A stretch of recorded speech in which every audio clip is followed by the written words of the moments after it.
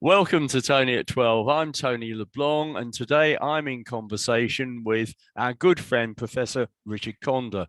And we're going to discuss the life and times of the Everly brothers. Richard, good to see you. Hi, Tony. Great to see you on And I'm sorry you've been unwell, but hopefully, on the mend. Just a bit croaky. Yeah, okay. Well, I'm sure everyone will take that into account. So, Don died this year, the end of an era. And, we thought it would be rather nice, if you like, to try and commemorate his and Phil's memory by just sort of talking about them. Isaac Donald was his full name, apparently. Born. I didn't know that. Yeah, sorry, Tony. You carry on. Yes, okay. Born 1st of February 37, died 21st of August 21. And his younger brother, Phil, baby boy Phil, born 19th of January 39, died 3rd of January 2014. So there we are. Yeah, it's sad. I mean, there were real pioneers. We tend to forget, I think, that these two and others were around in the mid-50s, really, and before that. It's strange, really, America in the 40s and the 50s, because that's the time when they were growing up. They were a good bit younger, a good bit older than the Beatles and the Rolling Stones, those sort of people. They were real pioneers. They were alongside Buddy Holly and Elvis Presley, people like that, in terms of what I always find fascinating. America is such a big country, and they have, in effect, localized music scenes. So, as you know, that their parents, Ike and Margaret, who had been in what I think is called the Rust Belt in the middle of America. Ike, the father, was a coal miner. But they were also musicians. There was a lot of sort of homemade music made on local radio stations, and the local radio stations were very predominant and very influential in those rural communities in the Midwest. And so at quite a young age, these two brothers were performing with their parents on local radio. And apparently at 6 o'clock in the morning, and then going to school. Yes, and then go to school. Yeah, indeed. So their confidence in terms of singing together, their confidence in singing into a microphone and singing to public was developed quite early on. Yeah. And of course, it wasn't the sort of music they were playing later, which I think you broadly define as country rock.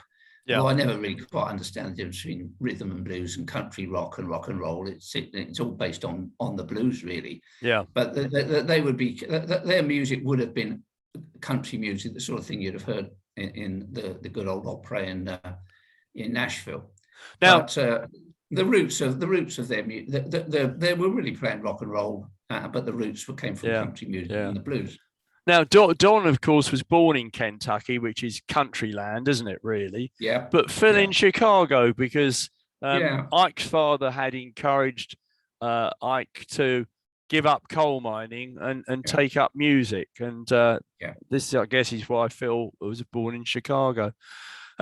Interesting. Apparently, the family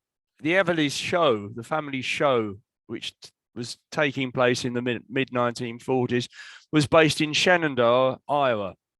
Again, Midwest sort of thing. Again, in the Midwest, there was a lot of movement, migration to Chicago for purposes of music.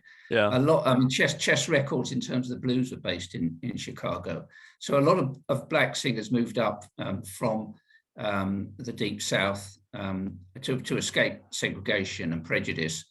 And to have a better life on many occasions in the car industry in Chicago, but a lot of music developed there, and it was interesting that this white family moved to Chicago for purposes of developing their music, and then moved back, as you quite rightly said, in the mid-40s back to Iowa in Shenandoah, and then to ultimately Tennessee. So they were a classic Midwest family, and their music was all based around country music, as I said, and based around the Midwest and these local radio stations.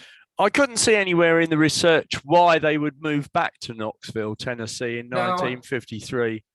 Nor could I. And I've seen a lot of interviews with them, and they don't really highlight it, other than I think their roots were in that industrial coal mining area. Whether or not Shenandoah had coal mining, I think they had a much wider family than just their parents. Big family. And so I suspect it was the pull of the family back to the Midwest. Because one of the family members, a cousin, I believe, was a preacher. And, they were quite into religion from that point of view. Of course, a lot of country music was based around a bit of gospel and stuff like that. Evangelical religion. In the sort of male sector of pop music, I guess these two were the first to come up with close harmony.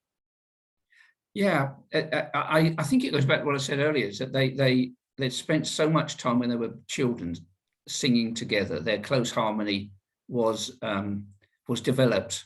They had quite different voices, and I think I'm right in saying that Don had the deeper voice and Phil had the higher voice. But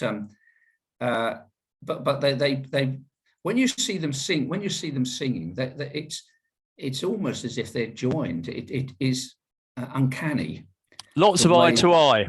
Lot of eye contact, yes. You see them looking over, they're playing their guitars, but you see them looking over the top of what is usually one microphone with a lot of eye contact, but almost as if it's telepathic as well. Yes. But close harmony was their trademark, and not. I mean, you think of later close harmony like Simon and Garfunkel are classics.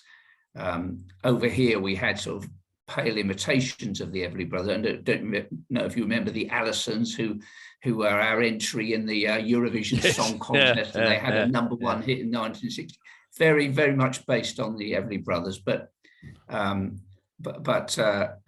Ronnie Carroll and somebody else on, but we had pale imitations over there, but they were the first proponents.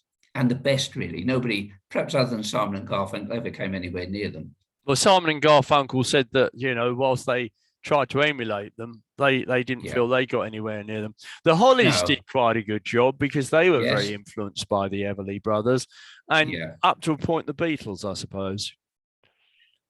Yeah, I suppose so, but I don't think their voices were quite as pure as the Everly Brothers. Not at all. And of course, the interesting thing is they're singing for their supper on this local radio station in the 1940s before their voices had broken. Yes. And, you'd have thought that after their voice had broken, they might have been completely incompatible. But that current, I wonder, and I've never read it anywhere, there's something called perfect pitch, where really talented musicians can hit a note. You ask them to hit a C or something, and they can just hit it. And you get a sense that their sense of pitch was so perfect, both of them, that they could hit a note almost without thinking about it.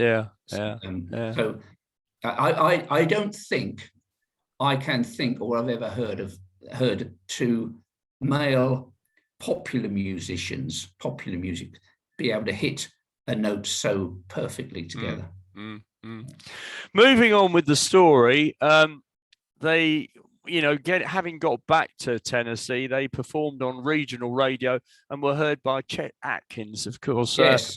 Very famous guitarist and A&R man and everything else. And he was working for RCA at the time, wasn't he? Yeah, Chet Atkins was, again, a great proponent of country music, a guitarist playing classical country music. And lots of people have heard of Chet playing for Columbia. And he supported them and was a great supporter and helped them really get their first introduction to both music publishers and to record companies. Now, the introduction was to Columbia, and the first record was a flop, and Columbia sacked them. Yes, that wasn't a brilliant move. You hear these record companies doing that every now and again, and they pay for it. They sacked them. Not terribly clever, and the Wesley Rose of Acuff Rose, the music publisher who Chet Atkins introduced them to, signed them to a record company called Cadence Records, which I have to say I had heard of, but seemed to be a very small record company. But it all took off from there. But of course, we'll come on to this in a moment. Inevitably, Wesley Rose plays the Colonel Tom Parker. Yeah. The whole setup. Happens, and, they always get fleeced, don't they, artists? Always. Yeah. I think the only exception being Chuck Berry. Yes. With Alan Freed. With Alan Freed, latterly, Chuck Berry got fleeced quite a bit in his early career, but spent the rest of his life being absolutely determined nobody else was ever going to fleece him. Cash only, please. Sorry? Cash only on Chuck Berry's gigs. Yeah. I think these young lads, they were so pleased to have a recording contract in their pocket. They'd sign anything. Yeah. And you saw it time and time again over here in the 60s with the British groups, there are evil people out there ready to rip you off. Anyway, 1957, Bye Bye Love. Really punchy intro, eh? Yes. As a guitarist. And again, it's interesting. I hadn't really, although they were a duo, a wonderful introduction. It is, of course, Don, the older brother, who's playing the guitar. Yeah. And it's Don who is the predominant singer. Yeah. Who sings the solos.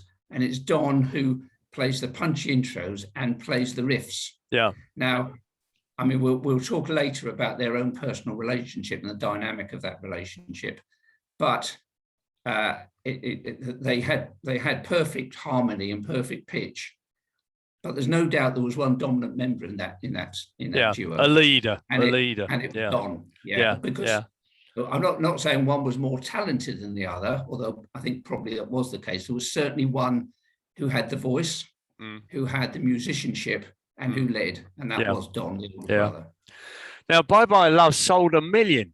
That was a big ask in those days, wasn't it? Enormous. And it is a brilliant song. And, tell us a bit about the songwriters. Well, now, this wonderfully named married couple, Phyllis and Boodle O'Brien, who produced song after song after song for the Everleys. And Tony, can we cut there for a minute? Sorry. Yeah, sure.